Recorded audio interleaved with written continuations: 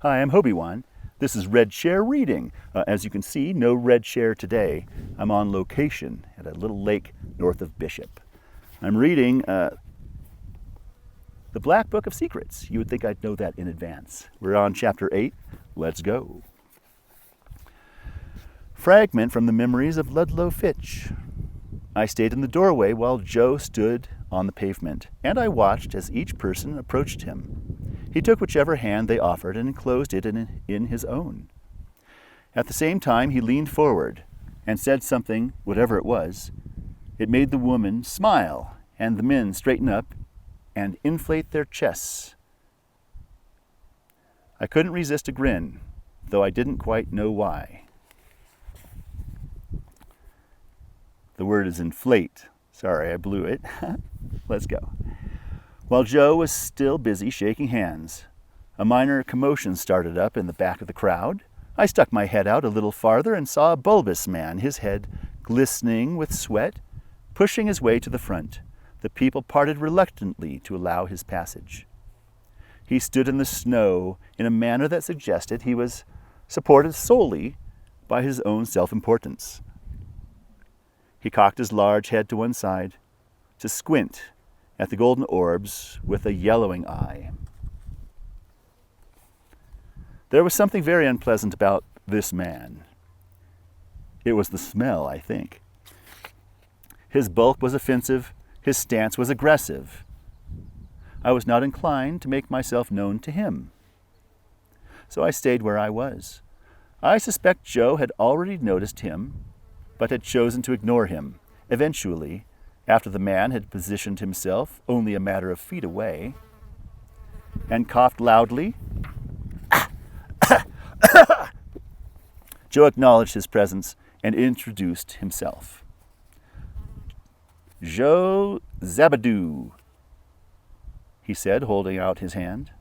The man stared at Joe as if he were a snail on his shoe.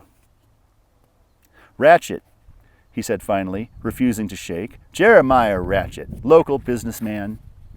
I own most of this village. When I heard the name, my ears perked up. So this was Jeremiah Ratchet, the man who had inadvertently brought me to Pegasus Parvis and at the same time brought about a change in my fortunes. His rather grand statement was greeted with the quiet snorts of derision from the crowd, even a hiss, and his wide forehead creased in an angry frown. He put his hands on his hips and sniffed, in the manner of a rooting hog. If I had been in that crowd, I would have pinched his purse before he could blink. He was the sort of man who deserved to have his pocket picked.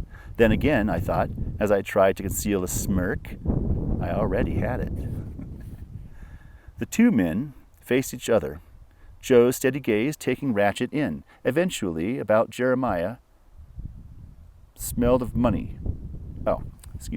Everything about Jeremiah smelled of money. From his perfumed hair to his dark, woolen, three-quarter-length coat.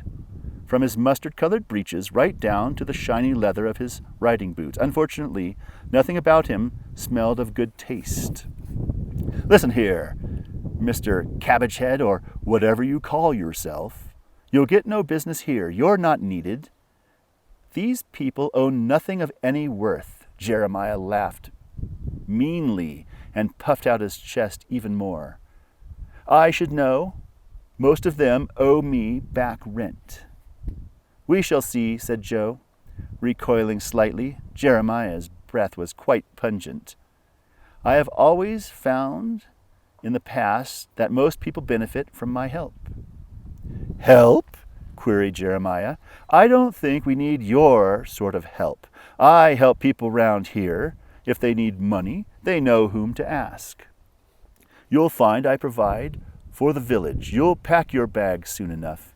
He turned sharply, satisfied that Joe had been well and truly put in the picture, and strode away with a sort of wide-legged gait that became more ridiculous as he gathered speed. Jeremiah Ratchet, I heard Joe say softly, I think our paths will cross again. Somehow, Jeremiah's presence had cast a sort of gloom over the crowd, and in twos and threes they set off down the hill, holding on to each other for support. Only one person lingered, a young girl. I thought I knew her face, but couldn't place it until she was almost right in front of me. "Hello again," she said softly. It was Polly, Jeremiah's maid. "Hello," I replied, though I racked my brain. I could think of nothing more interesting to say, so we just faced each other in silence. She looked cold and tired. Her knuckles were red. She wore no gloves, and her fingertips were blue. Oh, hey, if this is interesting to you, please boop the like button. You'll help out the video. It'll help it to spread to other people, and thank you very much. All right. "I'd better be off," she said finally. "Ratchet'd be angry if he knew I was talking to you." That said, she turned around and skipped away. I felt a little sorry for her. With her stick legs and red nose, I couldn't imagine Jeremiah Ratchet was the most favorable of masters. Joe was leaning casually on the ladder, watching us, but suddenly he looked away. I followed his gaze and saw, for a second time, the small, hunched figure with a shovel on his shoulder. He had been right at the back during the whole show, his craggy face expressionless. Now, he was going in the opposite direction to everyone else, toward the church. Joe watched him go through the gates, then beckoned to me. "Hurry," he said, and strode off in the wake of the crooked stranger. I pulled the door closed, and a little thrill of excitement made me shiver all over. That's the end of chapter 8. Thank you.